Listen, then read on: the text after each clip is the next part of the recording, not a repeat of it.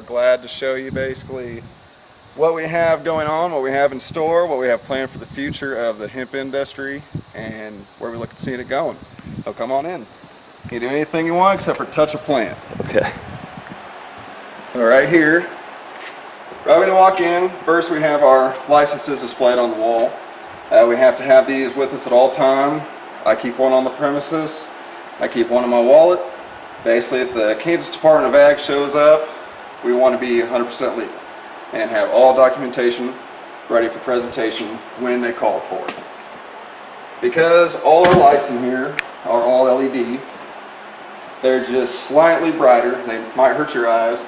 So we have safety glasses that we do recommend wearing for the KDA when they come and do an inspection, just so they don't gripe at us and yell at us and say, oh, the lights are hurting our eyes.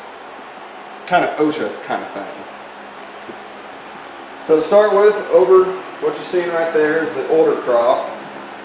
They progressed not quite like what we expected. To start with, we used a soil makeup, a couple combinations, peat moss, organic soil, compost, and vermiculite.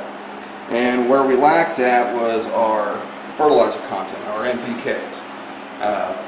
They were just way off, so what we did is I have two agronomists, Ryan Gearhand and Chance Remington, both of Ag Partners Co-op there in Wakefield. And they're actually located up in Seneca and kind of all over the northeastern part of Kansas. Well, my agronomy guys got me all my soil samples done, had about 5 of them made, and basically we found out exactly what we needed. So we added them significantly later, and all this growth that you're seeing is about 2 weeks of growth. And beforehand, prior to that 2 weeks, they were all roughly, they're all about this size. Which, as you can see, where our biggest issue came into play was they grew too tall, too fast, and didn't develop the stem thickness that are required, and that's where our NPKs came into play. Just to hold itself up. Yep. The plant wasn't strong enough to really hold itself up and kind of flop over. Yep, where it was, if you even misted it with water, if you blew on it wrong, the plant was falling over. And right away we noticed a huge issue. The other issue that we had was the leaves they were starting to eat themselves. Lack of food, the plants automatically eat themselves and they start turning yellow, getting spots on them, and that's a good sign that, hey, you have a nitrogen deficiency or a phosphorus deficiency. And where people lack most with hemp is a lot of them don't realize that you have to actually fertilize the plant. It requires basically as much as if I was growing one corn stalk in one of these tubs or a 5-gallon bucket. It takes just that much, because you want it to feed from basically start to finish, but you don't want so much right at the flowering stage that it overdoes itself and overproduces and it becomes a hot plant and you got to destroy it. So we want to slow down. So now that we have the fertilizer in there, we're not exactly counting on these plants to necessarily produce what we're wanting it to do. So we conducted a whole other experiment, which is right over here.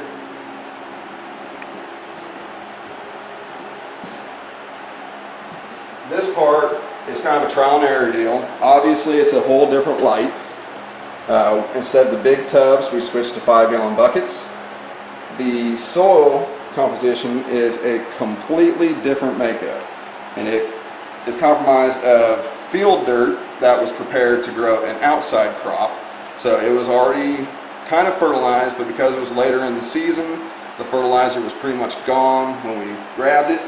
So that came back negative on the dirt sample before we put it in. So field dirt, there is some horse manure in there, and that's a replacement for the peat moss. A touch of organic soil, and then the bottom part of the bucket has lava rock in it. And drilled holes, so basically it's just beautiful airflow through the whole bucket. It's very perforated dirt, so you want those roots to get a lot of air, because they love it. They want to be able to spread, eat. And before we put the seeds in, obviously we germinate them out of the soil, which we'll explain that process here in a minute. We already put the fertilizer that my agronomist gave me into the soil, watered it in for about 3 days, let it sit, watered it again, and then we put the germinated seeds in the soil. And this is basically 5 days of growth. And this is all hemp too, so there's no THC in this, and our threshold that we have to go by is 0.3% THC for the state of Kansas. okay. If it comes back and tests more than that, we have to destroy the crop. Right. So that's where doing everything exactly how you need to is very crucial. You don't want to overfeed it and make it just explode and overproduce, because you'll come up with a hot plant potentially. So what does Kansas plan on doing with this hemp product? What are some of the things it's going to be used for? Well, it's such a long list. There's easily 50,000 uses for it. They're making boards out of it, which are actually stronger than oak. This is a CBD crop, and there's grain and fiber crops. So CBD wise, they're mainly after the oil and the flour off of it, and basically just a couple other little things. And a lot of that goes towards medicines, teas, a lot of human consumption. Right. Anything with oil-based products like lotions. You find a lot of stores that are selling CBD now, which is great. I can't wait to see more of them pop up. Right. And then, so how long did it take you? What was the process like to get your licensing to do all that? And I'm sure it took several months, being this was a pilot program. Yes, first year was a pilot program, and basically the application took a very long time. And to me, that was more or less the hardest part of it for me, because I didn't want to mess up. So There's very regulated, as you could, obviously. Yes, it was very regulated. We all had to get our fingerprints done, and that had to go to the KBI, Kansas Bureau of Investigation. So that's our background checks, and then that applied for anybody who was going to be under my license. So if they were going to touch the plant, help me harvest, if they were a landowner, or if they owned the buildings, anything like that, they had to also be under my license and get their fingerprints done and be listed. And we had to describe pretty in detail what each one of those individuals would be in charge of. Like, as you can see on my license, when you first walked in, there is 7 of us on there. And it took every bit of 7 of us to kind of do this. How many help was the agronomist. You got to have an agronomy guy. Sure. You can't just dive in and say, I know exactly what I'm doing, because obviously you get some results that do not go the way you want it to go. Right. And then once you listen and you take some input from other people, you can come up with this product here. These are night and day difference compared to that first crop that we did. And that's why once those are done, we're going to basically switch to this setup throughout the whole building and start over fresh. So how many acres are you allowed to make, harvest, produce? For 2019, we were allowed 80 acres. For 2020, they're bumping it up to, I believe, 320, which that'll be more on the grain side and the fiber side. It's a lot easier to manage as far as weed control. Fertilizing is relatively the same, with a few forks here and there, but most guys can do it with conventional equipment. Grain-wise, just combines with certain modifications to basically help from wrapping, because eventually you could burn a combine up, and that's nobody wants that. Right. Fiber crops, you can kind of put it up just like a hay crop, so swath, bale it, things like that. Preferably squares. Round balers, there's a lot of rollers in there and just moving parts that potential for wrapping. And it's a fiber crop. It's super Made for strong. a different use.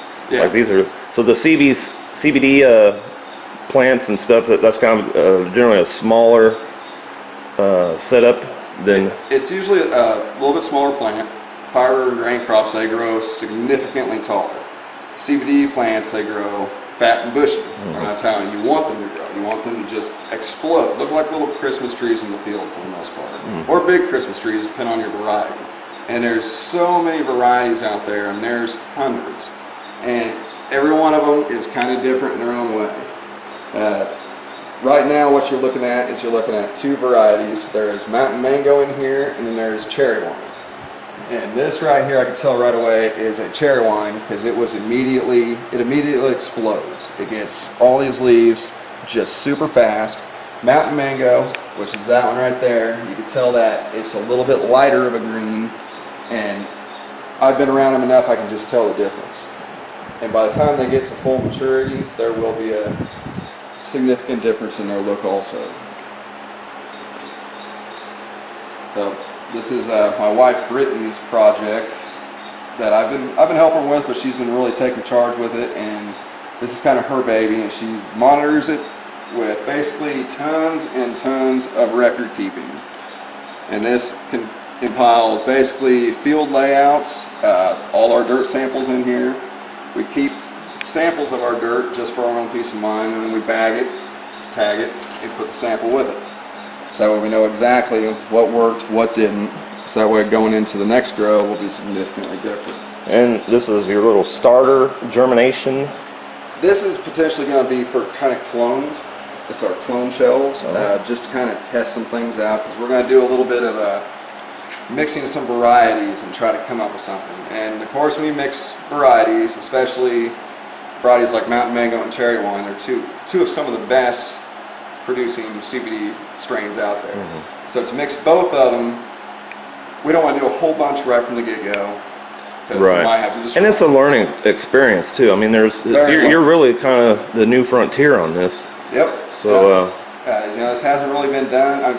Colorado and Oregon and other states have been doing it for up to 6 years now, probably in some states, and it's still very new. Nobody has perfected it at all. There's guys who do it on a large scale and do really good, and then there's guys who do it on a super small scale and still do really good also. So in Kansas, how many farmers are doing this right now, do you think? Are you aware? Or? Last time I looked, I believe it was right a little bit above 300. And we originally had mid to upper 3,000 some acres that were registered for the state. And then they got the planting reports back, and only about half of it actually got planted. And some of that was because of the flooding that Kansas had this year. Other part of it is cost of seed. Cost of seed is ridiculously expensive, especially for a CBD crop. A lot of guys do clones, which that's not a bad way to go. I think everybody should try every way possible. Right. We need to figure it out and do a lot of studying. We're hoping to have about a 400 plant rotation at all times, because we could fit that much in here. And then back here is the second building that we're in the process of working on. And what we'll do is we'll start here, and once they get to the flowering stage, we will immediately transfer them back to the second one. And we'll restart another crop in here. We nicknamed it. A little bit of it is because back here, they're going to get just a few different things. And it's going to kind of stress them a touch, just because you're changing the light times, watering schedule, things like that. They require a lot more water. So we're probably about 3/4 of the way done with this one. In here we basically just got to redo some electrical, get about 12 lights, if not 14 to 16 more lights, and just engulf this. Make it look like the sun is in here for the most part. We'll change the light times. We'll go down to a 12 and 12 on and off times. This room is already kind of climate controlled, which you can see behind you. And what was this building before? What was its purpose? These buildings were originally hog buildings. So you're going from hog building to hemp farming? Yes, yep. My family raised hogs for probably 30, 40 years, and my dad got out of it basically 10 years ago when I first moved out to the farm and started farming. So they just sat here and they were empty, and they still had all the crates in it. Basically looked like he came in, just turned the lights off, and that was it. Didn't do any kind of cleaning, nothing. They were just here. So we were like, well, we always wanted to kind of grow hemp, and we thought to ourselves, well, what's our end game? What's our end goal of what we're trying to do? And we're looking at trying to produce seed, feminized seed to be specific, which that's I can't give up all my secrets on everything. It's yeah. So we're like, well, let's take these buildings and let's have an indoor grow. They're already insulated. They're halfway climate controlled, which we are going to have it fully climate controlled to where we can keep it 75 in here year round. We got to put in basically 2 AC and heat units to control, 1 for each building. So it'll be 100% climate controlled here within about a month. And yeah, so this will be where they're going to come and they're going to flower and they're going to basically finish out. And like I said, we change light times, and then from here they'll go out that door and they'll go to building 3, which we have not touched other than just gutting it out. It was another hog building.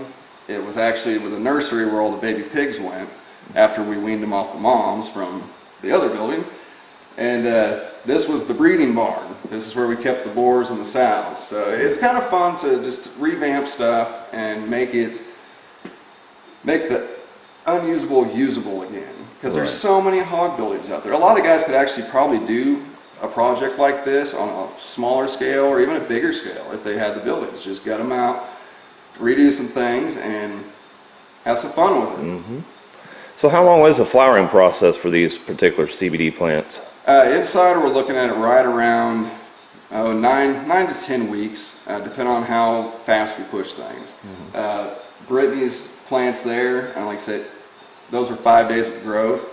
So we're pretty sure we're going to be right on the mark of where we want to be as far as time frame. The other ones, like I said, they are significantly older than what they need to be for the size they are, and that was all food-based. That was a lack of nutrition. We learned our mistake.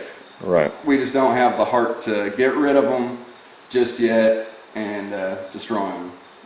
But we have destroyed several. Actually, we've probably destroyed right around 200 plants already. Just trying to get things figured out. Just trying to get things figured out. And we knew that we weren't going to get it right on the first go of it. We knew it wasn't going to happen immediately. With the industry, I mean, it's only been my first year in it. Let's go in the building where it's a little bit cooler. This one's a little muggy still. But what we've already noticed with the industry is there is a light and dark side of the industry already. There's some guys who are trying to do things 100% legal, and they have a just cause for agriculture. That's our approach towards it. We want the producer to win. We want him to grow a crop and it'd be a good commodity.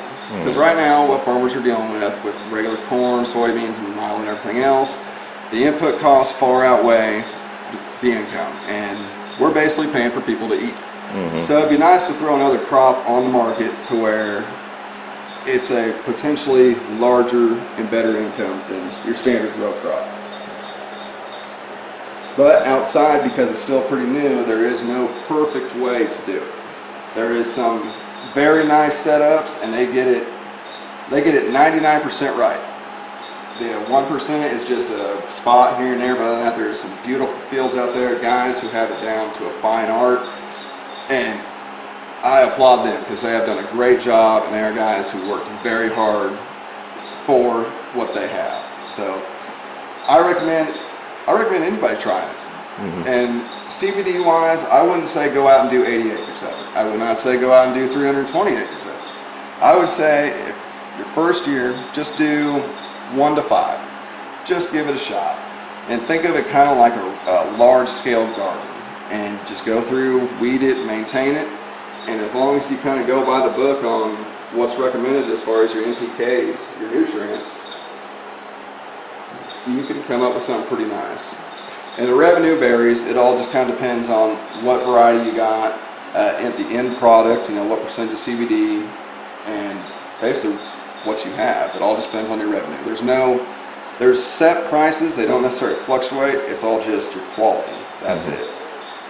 So you never have to worry about the price changing. You know what you're pretty much getting.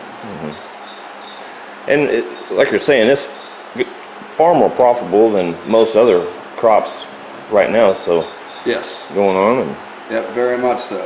And like I said, it requires a lot of time and a lot of maintenance. Good example, there's a gentleman down south here. He did about 20 acres of CBD, and he put clones in.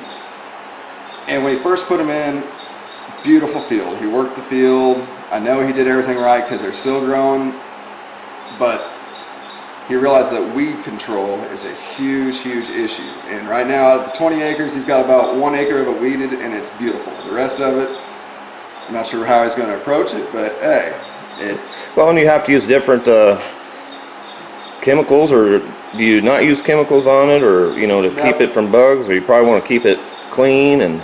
Well, hemp is pretty resilient when it comes to pests. We've actually even had a little bit of pests here that came out of some of the soil, out of the compost that we used in those other batches, and we got rid of those. But hemp is actually pretty resilient when it comes to bugs. Your worst enemy is probably these little worms, little head worms, which you kind of get in your milo. Those like hemp, I've noticed. Very cool. But yeah, these, I mean, I could just knock them. And those stems are extremely strong. That guy's stem is very thick, and they're inside. The stems are still going to get super fat. Outside, when we go out there, we'll check those out, and you'll see exactly what I'm talking about. And these ones here, I can guarantee will look just like the outside ones, and nothing like those. But I still like showing them. I still like them. They're a little bigger through the bigger stage, and yeah, they're just not as bushy and not as full as they should be. Like this guy here, this is a cherry wine, and you can see how big those leaves are compared to right here is a mountain mango. That is a lot of difference in size. So mountain mango is going to be just a little bit fuller. Cherry wine's just a lot more spread out, a lot more surface area on the leaves. But the mister system's all set up on automatic timers. We don't have to really worry about that. And that's all with our irrigation system that we designed and kind of built and set up. These platforms, originally, these platforms were clear across these trenches. And each platform contained one pig. She would give birth to the babies, and they stayed in this pen right here. So we kind of recycled these, built these frames up. We've done an awful lot of recycling, but that's okay. And there was no ceiling in here. It was just a bare looking ceiling. This wall was not here. All this electrical was not done. Basically, everything you see has been redone. so what's the ideal temperature that you want to keep the room at? Right about 75. You can go down to a little bit colder at night when your lights are off, because no matter what, you always have an off time. So it doesn't hurt to go ahead and drop the temperature just a touch. They don't mind. They like it. They're a very resilient plant, and they can take a lot. So if you want it, since we're growing this for Kansas, we want to make it like Kansas climate here. We just don't want that heat or that humidity. So we keep it right at 75. Right now it's just a touch in here because I got the fans off for this video and everything. But with this mild climate control, with circulation and everything, we can keep it on a 100-degree day right around 75 to 80 degrees. So that's why we're upgrading and getting actual units, because we want it. We don't want that fluctuation. We want it set, Right. and then we want it to drop when we want it to drop, not change with outside ambient temperature. Good. So you said you have some plants outside we can go take a look at. Yep, let's check it out. Here was given to me by Ag Partners, my agronomy guys, and this was kind of a couple of these seeds in here have been tested with it, and some haven't. So basically what it is, it's a seed treatment kit. Little petri dishes it comes with. Seed treatment here. And basically what we do is we roll a seed around in it, and we treat it, germinate it out of soil in the little petri dishes. It grows this little inch-long taproot, and then we put it in the soil. Of course, we do several more than we probably need to at a time, but we always like to do a couple extra, because germination rate on these seeds, even though it is really, really good compared to your standard row crops, you're still not going to get 100%. You just can't. So these are a couple of varieties of seeds that we mentioned, the cherry wine and the mountain mango. And as you can see, the size of these seeds are very small.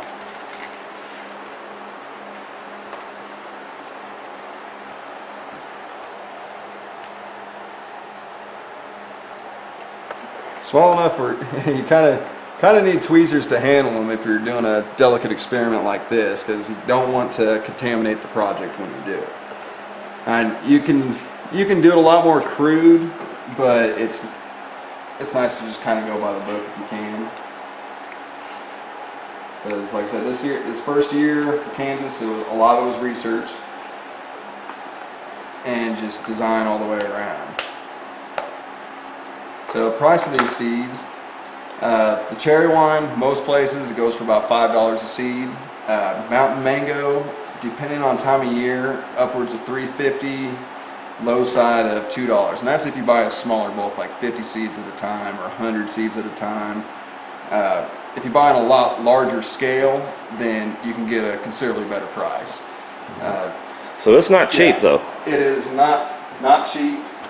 Our original seed purchase, I originally bought 250 cherry wines and 50 mountain mangoes originally, and it was $1,000. $1,000. Oh, wow. In the grand scheme of it. Yeah. Outside seed was pretty much the same go of it.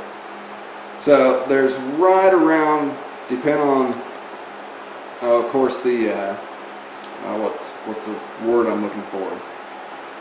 Well, depending on the quality of the seed, it could be 2,300 seeds a pound. It could be 25,000 seeds a pound. Mm-hmm. So take that times even $1 a seed. Mm-hmm. You know, that's a $25,000 pound that you just got of seed. Right. But that's if it's a feminized plant. And feminized meaning that there's no male party is guaranteed to be a female. You might have one or two out of 100. Right. In which case, when you go through your field and you sex your field, you'll be able to spot them, especially when it gets right to that time frame. Mm-hmm. If you know what you're looking for, they're easy to pick out. And for the CBD oils, you're probably just wanting all female because they're a bigger plant than the male would be. The female produces a higher level of CBD content, and the male would go through, and its pollen does a rapid change to the females and drops their level. Uh-huh. So your crop would not produce as much as it would potentially. So that's why it's important to have feminized or. That's why it's important to have feminized seed. If you're going for quality over quantity, feminized seed is definitely the way to go. As if you do non-feminized seed, you might have half your field might be females, half of it might be males, in which case you got to wipe those males out. You might have a really thin field very fast, in which case weed control at that point in time will just go all over the place, and you could have a pretty hell of a mess on your hands, and you might not have any product when it comes down to it. So the whole feminizing process, that is a whole other process in itself. It's very costly. Just for the spray alone to put on the plants when the flowering stage comes, is right around $100 an ounce. Oh my and goodness. let me tell you, it takes more than an ounce to do one plant because you got to spray it every day for about 4 weeks. Yeah, it is very costly. But the end result, if you can get your $5 a seed, it's more than worth it. Mm-hmm. Each plant kind of varies as far as what it's going to produce, and of course it's all how you grow it. The ones in the big tubs, they probably aren't going to produce very many seeds. So we're debating on if we're even going to spend the money to feminize them, because they might cost more to feminize than what we could potentially get out of them. So those, hard telling where we're going to actually finish those out at. These ones will be feminized. The process of it, you can find a lot of people's process online. There's so many different ways to do it. They're all relatively the same, just each one has their own thing they like to do. None of it's perfect. None of it's perfect. But you can get good results if done close. So this is some of our outside little test plot. Because we were significantly later in the year, because of licensing and things like that, Kansas was just a little late. These were planted at the very end of June, June 28th to be exact. So size, we're basically considering it like a double crop hemp, because that's the time frame that it got put in. This one here is probably the best one out of the bunch. And as you can see, the stem on these and they're like your thumb. They are thick. And if this would have gotten in the ground back in May, when it should have gotten in the ground, it'd be taller than us. And it would be bushy, just like a big old Christmas tree, like I was describing. This field, or this little spot, actually this whole field, because there's corn and milo, this was all fertilized for corn. And that's basically what we're recommending to people when they fertilize their field in preparation to grow a crop. Like I said, the agronomy guys, they have kind of figured out a mixture of the fertilizer, designed it for this, and it works really good on the corn too, and the milo. Some of these plants, obviously they're a little small, and they probably won't produce anything, which that's fine. This is all just an experiment for us. We wanted to be able to show our future producers basically what it could look like outside if you did it later in the year. The most part of what you get is the outside stuff is already basically pollinated and died, and it's just existing right now. So you don't have to really worry about it getting to these plants and ruining your crop. So would ditchweed, Kansas ditchweed, be able to pollinate these plants when they're in your field later? And if you would have had them in earlier, they'd be right around the same time phrase as the outside stuff. So it would potentially pollinate your crop and hurt your crop. But that's why the KDA recommends we go around and we walk our ditches and walk around our fields and try to eradicate as much wild stuff as we can. And if you can get it cleared within, a half mile or so, you're pretty safe. Right. One plant. We are in Kansas, and the stuff does grow in our ditches, and we call it ditchweed around here too, because it's just no good, and it's just a weed. Exactly. And this is still a CBD crop here. Like I said, they're short, fat, and bushy. Fiber crops and grain crops, they get tall, skinny, and nowhere near as full, especially towards the very end. And so how are you going to go about planting these plants on a larger scale, a little more acreage? Right now, we're looking at, basically it's a canola planter, or you could use it to plant canola, but we're going to retrofit it, cut, chop, weld, stretch things out, get our spacing where we want it, because depending on what time of year, you might go 3-foot spacings, you might go 4-foot, and you might go 5-foot. It all depends on what your weed control method is, determines also your row spacings. These things normally, if planted in early, they'll get 5 foot wide and just as tall. So you want them to have plenty of room so they don't kind of grow into each other, and then all of a sudden you're going to start getting like this. This leaf here has been shadowed so long it's basically done for. So if you have a whole bunch of plants that grow into themselves, you're going to have a lot of material that's going to do this, and you don't want this.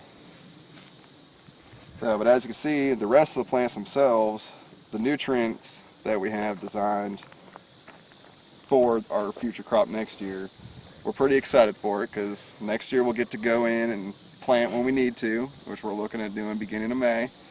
I was actually thinking about doing a small spot at the very end of April, because we were thinking, well, the wild stuff, that seed sets outside all winter, and it's just kind of dormant. So maybe we can get it in just a touch sooner and kind of beat some things, and might have some challenges here, but might save some there kind of deal. And then how do you go about harvesting the crop? What type of machinery would you need to use for that, like a combine, or have to change the header route? Or grain crop, you would use a combine. The fiber crop, basically put up like a hay crop. The CBD side of it, what we're looking at doing is we have a header, and we're going to cut, chop, retrofit, paint it, make it look like a factory built deal. And what it's going to be is it's basically going to be ground level. It'll go on the front of our tractor loader, and we're just going to drive, it's going to cut it, and it's going to convey it up a deal into the back of a trailer. And then we take it to our building 3 for our hand harvesting. And the reason why it's more hand harvesting is because we're going to run through some machines. We're going to separate it out into about 5 different products, and without actually doing any kind of processing.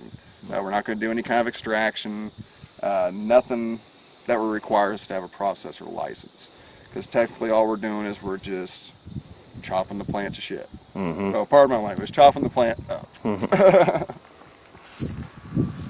Good deal. But wintertime, since we have basically till this time next year, which right now it's September, we got plenty of time to figure out and design a pretty good header. Mm-hmm. And since we already have stuff to build it, all it is all just trial and error. We just got to figure out how to make it work, make it not so heavy because it's going on the front of a tractor, a smaller tractor. They do already offer headers like that on the market. So there are headers on the market for marijuana, not marijuana, but hemp cultivation. Yes. Yep. Company out of Colorado, and they make beautiful headers, and I think they've sold quite a few of them. I think their smaller one is right around 70 grand, and it's kind of the exact same concept, except for it's a draper head, which that basically means it has a conveyor belt in the base of it. It has a sickle, cuts it, flips it on a conveyor, then conveys it up another conveyor into the bed of a dump truck, and that truck drives. Kind of the same concept as if you're cutting silage, but just different machine that you're cutting it with. But same concept. Load the back of the truck, he takes off, you got another truck pulls right next to you, loads it in that, and you just keep on going. And hopefully you have some place where you can take it and get it done quick. Because the thing that, even though hemp is super, super resilient, it is a plant that does know when you hurt it.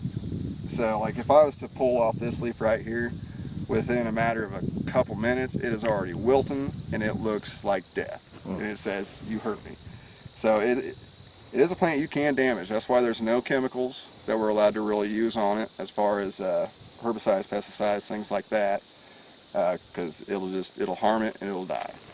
But as long as you do certain things right, your NPKs, your weed control, which is what our straw is for here, and as you can see, it's doing a pretty stand-up job. Weed control, you're pretty much good from start to finish. Just right at the very end, just watching. You'll notice some things like maybe some leaf spotting, stuff like that. In which case, you might have to just add just a touch of some more nutrients just to finish off the plant. But you want the nutrients to slowly peter out towards the end anyway. But you still got to watch it because you want it to go from start to finish with no problems.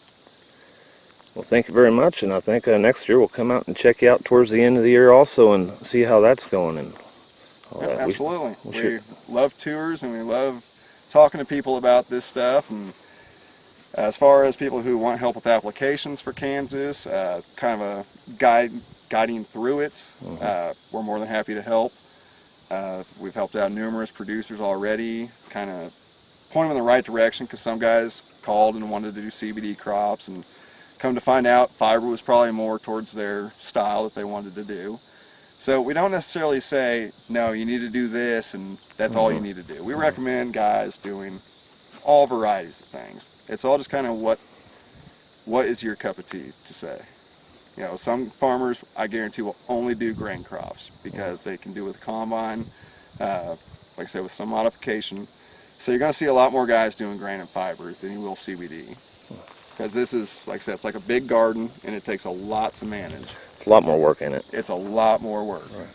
But the end result is very, very nice. Right. And it's just a heck of a lot of fun too. Right.